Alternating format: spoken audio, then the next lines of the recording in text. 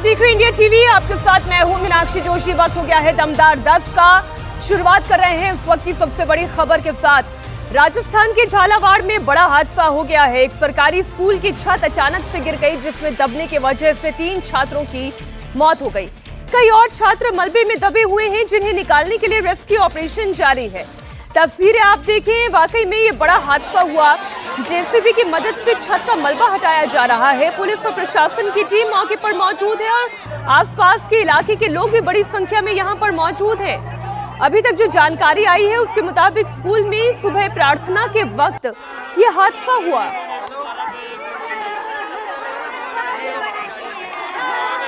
मनोहर थाना क्षेत्र के पिपलोदी गांव में सरकारी स्कूल है, जहां पर यह हादसा हुआ। फिलहाल मौके पर राहत और बचाव का काम किया जा रहा है। वहीं घायल बच्चों को मनोहर थाना सीएचसी में लाया गया है।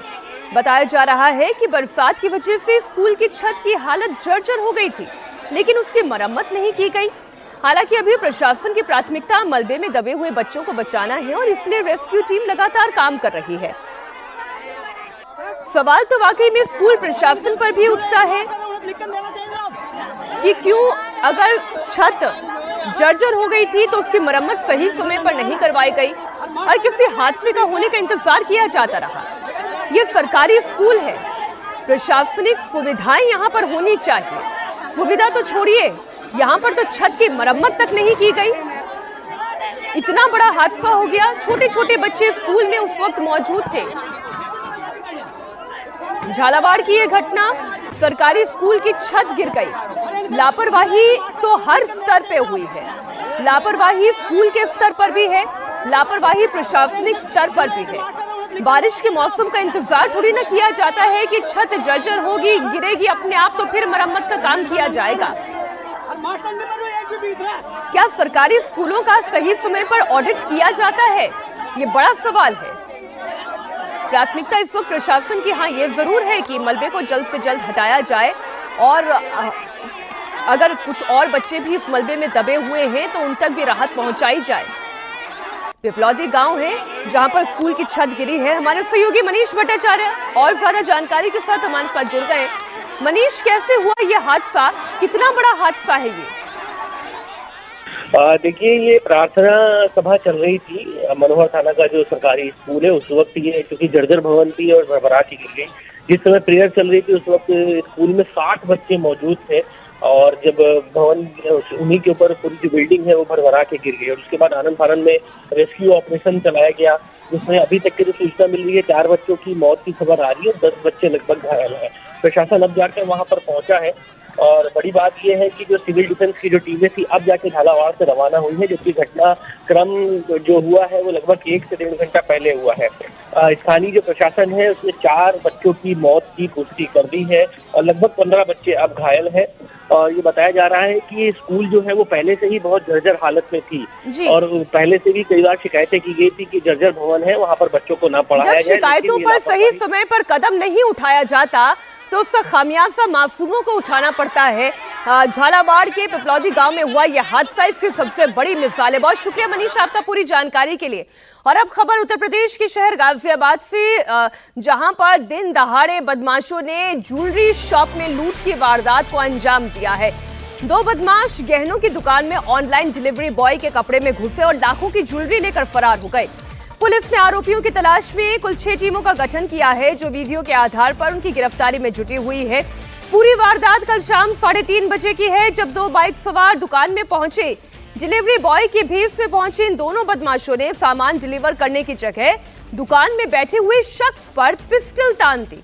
दोनों बदमाश लगातार दुकानदार से सोने चांदी निकालने के लिए कह रहे थे। इस दौरान वो दुकान मालिक को गालियां दे रहे थे, जान से मारने की धमकी दे रहे थे। दिल्ली से सटे गाजियाबाद में अपराधियों के हौसले बुलंद है। दिन दिहाड़े यहां पर पिस्तौल की नोक पर लूटमार की गई है और ये लूटमार की गई है ब्रिज विहार थाना क्षेत्र में और यहां पर पुलिस स्टेशन से सीधा 100 मीटर दूरी स्थित मानसी ज्वेलर्स में दिन दिहाड़े ये बदमाश घुस गए थे, जो कि डिलीवरी बॉय का रूप लेकर के यहाँ पर पहुंचे थे, जिसके बाद उन्होंने गन पॉइंट पर लूट की घटना को अंजाम दिया, जहां उन्होंने 20 किलो चांदी लूटा, वहीं 125 ग्राम सोना यहां से लिया, वहीं कुछ नकदी भी थी जो यहां से उन्होंने लूटी है। लगभग 30-35 लाख रुपए का सामान यहां से लूट करके मात्र 6 मिनट में फरार हो गए। उस समय यहां दुकान के जो मालिक थे कृष्ण वर्मा, वो मौजूद नहीं थे, उनके कर्मचारी यहां पर मौजूद थे, जिनको गन पॉइंट पर डरा धमका करके इन्होंने पूरी वारदात को अंजाम दिया है। अब पुलिस लगातार इस मामले की जांच कर रही है, आसपास के सीसीटीवी फुटेज को खंगाल रही है, वहीं 6 लोगों की टीम को भी गठित किया गया है ताकि इसकी सिरे से जांच की जाए और जल्द से जल्द आरोपियों को हिरासत में लिया जाए। दोनों बदमाश दुकानदार को डरा धमकाकर वहां पर रखे हुए सोने चांदी के जेवरात लेकर फरार हो गए। पूरी घटना दुकान में लगे हुए सीसीटीवी कैमरे में कैद हो गई है। इसमें दोनों बदमाश एक के बाद एक दुकान के अंदर घुसते हुए नजर आए। सिर पर हेलमेट पहने इन दोनों बदमाशों ने महज 6 मिनट के अंदर दुकान में रखा हुआ सारा कीमती सामान साफ कर दिया। हथियार के बल पर दोनों ज्वेलरी शॉप से सोना, चांदी और कैश सब लूटकर फरार हो गए। ये कल दिन में 3:32 की घटना है। 2 व्यक्ति बाइक में, जैसे ऑनलाइन जो लोग डिलीवर करते हैं सामान, इस बहाने से यहाँ पर दुकान पे आए थे मानसी ज्वेलर्स में। मानसी ज्वेलर्स के जो मालिक हैं, ओनर हैं कृष्ण कुमार वर्मा जी, वो लंच करके उसी दौरान थोड़ी देर के लिए वॉशरूम गए थे, टॉयलेट के लिए। तो अपने नौकर को बोल भी गए थे, बेटा कोई आए तो गेट मत खोलना। लेकिन वो लड़के ने, जब वो बंदे आए, उन्होंने बोला ये हम उनका लंच लेकर के आए हैं, तो उसने पहले तो गेट नहीं खोला, फिर हल्का सा जैसे गेट खोला पूछने के लिए वो तुरंत अंदर आए और ज़बरदस्ती दुकान के अंदर घुस गए। और घुसने के बाद उन्होंने जितना भी सामान था अपने बैगों में भरा और पूरी तरह से उन्होंने सिर पर हेलमेट पहन रखे थे, दोनों व्यक्तियों ने अपने मुंह पे मास्क लगा रखा था। लिंक रोड के ब्रिज बिहार में ज्वेलरी शॉप में हुई लूट में चोर 20 किलो चांदी, 125 ग्राम सोना लेकर फरार हो गए। लुटेरे इतनी फुर्ती से घटना को अंजाम देकर फरार हुए कि आसपास के दुकानदार और राहगीर कुछ समझ ही नहीं पाए, और ये सब कुछ दिन दहाड़े बाजार के बीचों बीच हो गया, जहां आमतौर पर हलचल बनी रहती है। चौंकाने वाली बात यह है कि घटना के वक्त लिंक रोड थाना पुलिस इलाके में चेकिंग अभियान चला रही थी और फिर भी बदमाश इतनी आसानी से फरार हो गए। पुलिस बाइक के नंबर, आसपास के सीसीटीवी फुटेज के आधार पर बदमाशों की पहचान करने में जुटी है। करीब 3:30 बजे दोपहर को 2 बाइक सवार अज्ञात व्यक्तियों द्वारा उसके ज्वेलर्स के दुकान में घुस के उसके नौकर को हथियार दिखा के करीब 20 किलो चांदी और 125 ग्राम सोना ये लूट के चले गए। सूचना मिलते ही तुरंत ही पुलिस ने घटनास्थल पर जाके निरीक्षण किया और उसमें उसके बाद 6 टीमों का गठन करके घटना के अनावरण के लिए प्रयास जारी किए गए हैं। इलाकास में हमारी सहयोगी इस वक्त गाजियाबाद से लाइव जुड़ गई हैं। इला, एक दुकान में दिन दहाड़े बाजार के बीचों बीच जब पुलिस भी पूरे राउंड पर थी तब यह घटना हो गई। इस पूरे इलाके में जितनी और ज्वेलरी शॉप्स हैं या जो दुकानदार हैं वो क्या कह रहे हैं आपसे?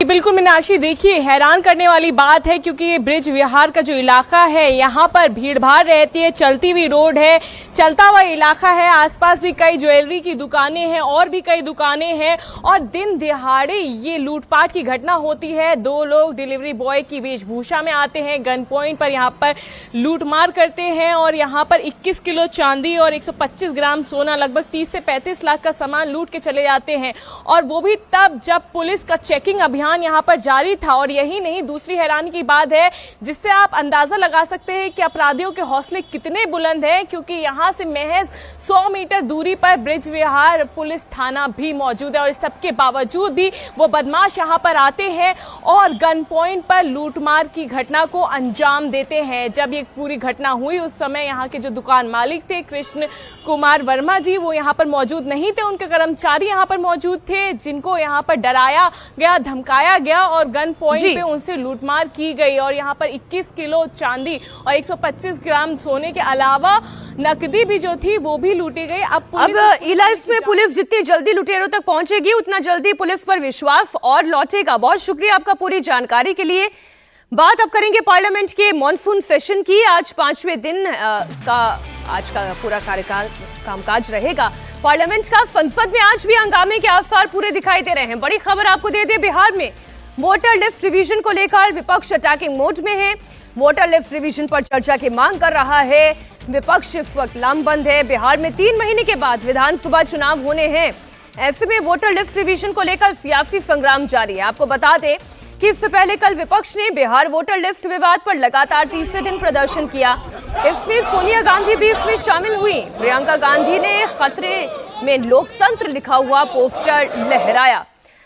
संसद का मॉनसून सत्र 21 जुलाई से शुरू हुआ है और अब तक 4 दिनों की कार्यवाही तो हंगामे के भेंट ही चढ़ती रही। सत्र का आज 5वां दिन है, लेकिन विपक्ष का मूड देखकर ऐसा लग नहीं रहा कि सदन आज भी सुचारू रूप से चलेगी। दरअसल विपक्ष बिहार में वोटर लिस्ट रिवीजन, ऑपरेशन सिंदूर पर पीएम मोदी के जवाब और पहलगाम आतंकी हमले जैसे मुद्दों पर चर्चा की मांग पर अड़ा हुआ है। हालांकि सरकार ऑपरेशन सिंदूर पर चर्चा के लिए तैयार है। बताया जा रहा है कि 28 जुलाई को लोकसभा में इस पर चर्चा भी हो सकती है। बिहार चुनाव से पहले वोट रिवीजन को लेकर भयंकर बवाल है। दिल्ली से लेकर पटना तक सियासी उबाल है। बिहार विधानसभा में आज भी इस मुद्दे पर हंगामा तय है। बिहार में आज वोटर लिस्ट रिवीजन का आखिरी दिन है। वोटर रिवीजन में चुनाव आयोग को अब तक 61 लाख ऐसे नाम मिले जिनकी या तो मृत्यु हो चुकी है या वो दूसरी जगह शिफ्ट हो चुके हैं या फिर उनके नाम 2 से ज्यादा जगहों पर है। ऐसे में नई वोटर लिस्ट में चुनाव आयोग करीब 61 लाख नाम काट सकता है। चुनाव आयोग के मुताबिक उनके पास मौजूदा वोटर लिस्ट में से 7 लाख वोटर ऐसे हैं जिन्होंने अपना फॉर्म जमा नहीं करवाया। अगर ये फॉर्म आज भी जमा नहीं हुए तो फिर इनका नाम वोटर लिस्ट से कट सकता है। चुनाव आयोग 1 अगस्त को अंतरिम लिस्ट जारी करेगा। चुनाव आयोग की तरफ से ये कहा गया है कि राजनीतिक दलों के पास 1 अगस्त से 1 सितंबर तक का समय होगा। इस दौरान अगर कोई पात्र वोटर छूट गया हो तो वो उसका नाम जुड़वा सकते हैं और अगर किसी वोटर का नाम लिस्ट में गलती से शामिल कर दिया गया है तो फिर उसका नाम हटवा भी सकते हैं। चुनाव आयोग ने स्पेशल इंटेंसिव रिवीजन का काम 90% तक पूरा कर लिया है। मतलब ये साफ है कि बिहार का चुनाव अब इसी नई वोटर लिस्ट पर होना तय है। इस बीच इलेक्शन कमीशन ने वोटर लिस्ट रिवीजन का नया आंकड़ा भी जारी किया। चुनाव आयोग के मुताबिक बिहार में वोटर लिस्ट में 21,60,000 ऐसे नाम पाए गए हैं जिनकी मौत हो चुकी है। इसके साथ 31 लाख वोटर ऐसे हैं जो परमानेंट तौर पर दूसरे राज्यों में शिफ्ट हो चुके हैं। इनके नाम भी वोटर लिस्ट से हटाए जाएंगे। 7 लाख ऐसे लोग भी हैं जिनका वोटर लिस्ट में नाम 1 से ज्यादा जगहों पर है। वहीं 1 लाख वोटर्स का कोई पता ही नहीं चला है। अब आज आखिरी दिन का टारगेट 7 लाख ऐसे नाम हैं जो वोटर लिस्ट में हैं तो सही, लेकिन उन्होंने अपना फॉर्म जमा नहीं करवाया। चुनाव आयोग के मुताबिक 99% फॉर्म जमा हो चुके हैं। इनमें से 91.32% फॉर्म डिजिटलाइज कर दिए गए हैं। वहीं आज बिहार विधानसभा के मॉनसून सेशन का 5वां और अंतिम दिन है। अब से थोड़ी देर में विधानसभा सत्र की कार्यवाही शुरू होगी। पिछले 4 दिनों से बिहार विधानसभा में वोटर लिस्ट रिवीजन को लेकर जबरदस्त बवाल था। हाथापाई और अपशब्द से लेकर विधानसभा में सारी तस्वीरें सामने आ चुकी हैं। विपक्ष विधानसभा में लगातार काले कपड़े पहनकर पहुंच रहा है और वोटर लिस्ट रिवीजन पर चर्चा की मांग कर रहा है। आज फिर विधानसभा के अंदर हंगामे के पूरे आसार हैं। हमारे सहयोगी नीतीश चंद्र पटना से लाइव जुड़ गए हैं। नीतीश, आज भी हंगामा या चर्चा की थोड़ी संभावना? जी हाँ, बिल्कुल आज अंतिम दिन है और पिछले 4 दिनों में जिस तरह की तस्वीर देखने को मिली है बिहार विधानसभा में, माना जा रहा है कि आज भी जबरदस्त हंगामा होगा। और पिछले कुछ दिनों में तो ऐसी तस्वीर आई जिसमें हाथापाई तक की नौबत आ गई थी, धक्का मुक्की की तस्वीरें सामने आई। तो माना जा रहा है कि एसआईआर को लेकर हंगामा जारी रहेगा। और दूसरी तरफ चुनाव आयोग की तरफ से लगातार बताया जा रहा है, आंकड़े जारी किए जा रहे हैं। और चूंकि आज अंतिम दिन है मतदाता सूची में नाम दर्ज कराने का, या कहें कि जो फॉर्म गणना प्रपत्र है उसको भर कर देने का, इसके बाद 1 अगस्त को वोटर लिस्ट जारी की जाएगी अंतिम तौर पर। और उसके बाद फिर 1 महीने का समय होगा सभी राजनीतिक दलों के पास, और उसकी जो प्रिंटेड और डिजिटल कॉपी होगी मतदाता सूची की, वो सभी राजनीतिक दलों को, जो 12 रजिस्टर्ड दल हैं, उनको दी जाएगी, ताकि वो ऐसे मतदाता जिनका नाम छूट गया है या फिर जिन्होंने गलत तरीके से एंट्री करा ली है, उसको लेकर वो दावा कर सकेंगे। तो 1 महीने का समय उसके बाद होगा। अब देखना यह है कि आखिर विपक्षी पार्टियां जिस मुद्दे को लेकर विरोध कर रही हैं, प्रक्रिया को लेकर विरोध कर रही हैं, अब आगे क्या कुछ होता है, क्योंकि आज 26 जुलाई की तारीख, जिसमें मतदाता सूची में फॉर्म भरने की जो प्रक्रिया है, वो आज उसका अंतिम दिन है, और उसके बाद 1 अगस्त को फिर मतदाता सूची प्रकाशित होगी।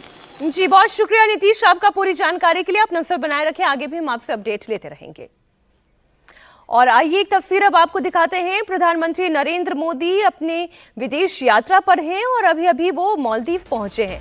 राष्ट्रपति मोइजू से आज प्रधानमंत्री नरेंद्र मोदी की मुलाकात हुई, क्योंकि स्वागत करने के लिए खुद प्रधानमंत्री मोइजू वहां पर मौजूद रहे। रेड कार्पेट बकायदा बिछाया गया और एक छोटी सी बच्ची से इस वक्त प्रधानमंत्री नरेंद्र मोदी बातचीत करते हुए दिखाई दे रहे हैं। बच्चों से उनका विशेष लगाव है। जहां भी जिस भी देश में वो जाते हैं, वहाँ पर कभी NRI से तो कभी वहीं के रहने वाले बच्चों से जब उनकी मुलाकात होती है तो उनका एक अलग अंदाज देखने को मिलता है।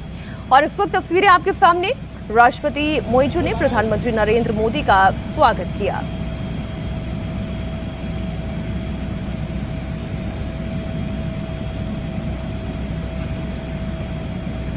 तस्वीरें इस वक्त आपके सामने हैं। प्रधानमंत्री नरेंद्र मोदी अपने विदेश यात्रा के तहत इस वक्त मालदीव पहुंचे हैं, जहां पर उनका स्वागत करने के लिए राष्ट्रपति मोइजू खुद वहां मौजूद रहे। आइए अब आपको खबर देते हैं उत्तर प्रदेश से, जहां सूबे की महिला कल्याण बाल विकास राज्य मंत्री प्रतिभा शुक्ला अपनी ही सरकार के खिलाफ कानपुर में धरने पर बैठ गई हैं। कानपुर देहात के थाने में 6 घंटे तक धरने पर बैठी रहीं। आरोप लगाया कि बीजेपी कार्यकर्ताओं के खिलाफ फर्जी केसेस दर्ज किए गए हैं। इंस्पेक्टर को सतीश सिंह को जिम्मेदार ठहराते हुए उन्होंने उनके तबादले की मांग की। कार्यकर्ता वहां पर नारेबाजी भी कर रहे थे।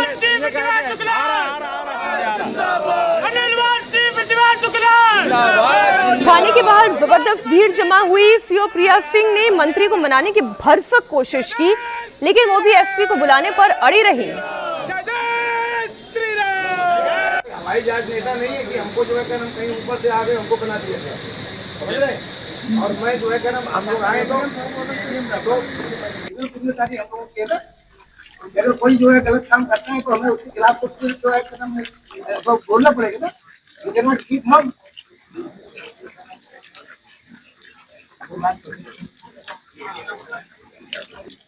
नहीं तो उसको एप्लीकेशन देंगे ना, हम लोग अपने तरफ नहीं दे रहे, तो जनता है उसकी तरफ। प्रतिभा शुक्ला को मनाने के लिए सबसे पहले सीओ प्रिया सिंह वहां पर पहुंची, लेकिन वो सीनियर अधिकारियों के बुलाने पर ही वो अड़ी रही। आप तस्वीरें देखिए। कोई सुन नहीं रहा है, कोई तो सुनने वाला नहीं है ना। हम लोग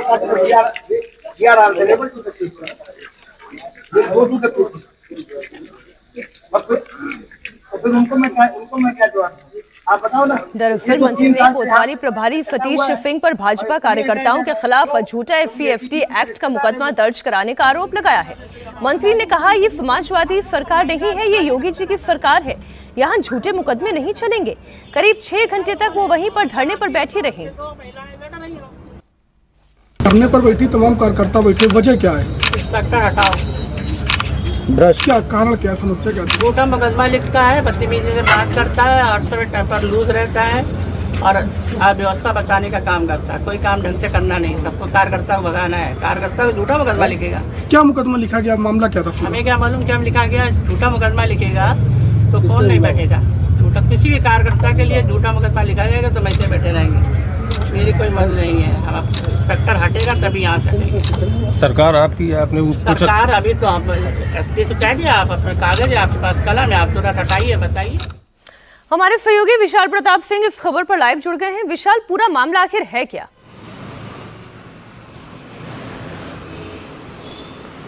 मीनाक्षी, दरअसल ये पूरा मामला कानपुर देहात के अकबरपुर जो इलाका आता है वहाँ का है। वहाँ पे दरअसल विधायक निधि से सड़क का निर्माण किया जा रहा था और उस सड़क के निर्माण को सभासद पहुंचते हैं, वहां पर रुकवा देते हैं काम, गुणवत्ता का हवाला देते हुए, जिसके बाद जो ठेकेदार है, ठेकेदार की तरफ से एफआईआर दर्ज कराई जाती है सभासद के खिलाफ, और उसके बाद जो सभासद के समर्थक होते हैं वो इतना नाराज होते हैं कि वो राज्य मंत्री प्रतिभा शुक्ला के जो समर्थक हैं 5 समर्थकों के खिलाफ एफआईआर दर्ज करा देते हैं और उसमें SC/80 के जो एक्ट के तहत भी केस होता है वो भी दर्ज कर लिया जाता है, जिसके बाद नाराजगी प्रतिभा शुक्ला की काफी ज्यादा बढ़ जाती है। जो सरकार में राज्य मंत्री हैं वो पुलिस से बात करती हैं, लेकिन बताया जाता है कि जांच के बाद इस पूरे इन्वेस्टिगेशन को आगे बढ़ाया जाएगा, लेकिन जब मंत्री की बात नहीं सुनी जाती है तो मंत्री अपनी ही सरकार के खिलाफ धरने पर बैठ जाती हैं, पुलिस वालों के खिलाफ धरने पर बैठ जाती हैं और कहती हैं कि जब तक SHO को नहीं हटाया जाएगा, चौकी इंचार्ज को नहीं हटाया जाएगा, वो धरने से नहीं हटेंगी। तस्वीरों में देखा सकता है कि CO रैंक के अधिकारी उनको मनाने की कोशिश करती हैं, लेकिन जब सीनियर ऑफिसर यानी कि DM और SP वहां पहुंचते हैं, अब चौकी योगी इंचार्ज जी के को लाइन मंत्री इंस्पेक्टर को हटाने की जिद में अगर बैठ जाएं तो ये विपक्ष के लिए बड़ा मौका होता है। अपनी ही पुलिस के खिलाफ मोर्चा जब खोल रहा है एक नेता, तो फिर अखिलेश यादव को क्यों नहीं ये मिले मौका।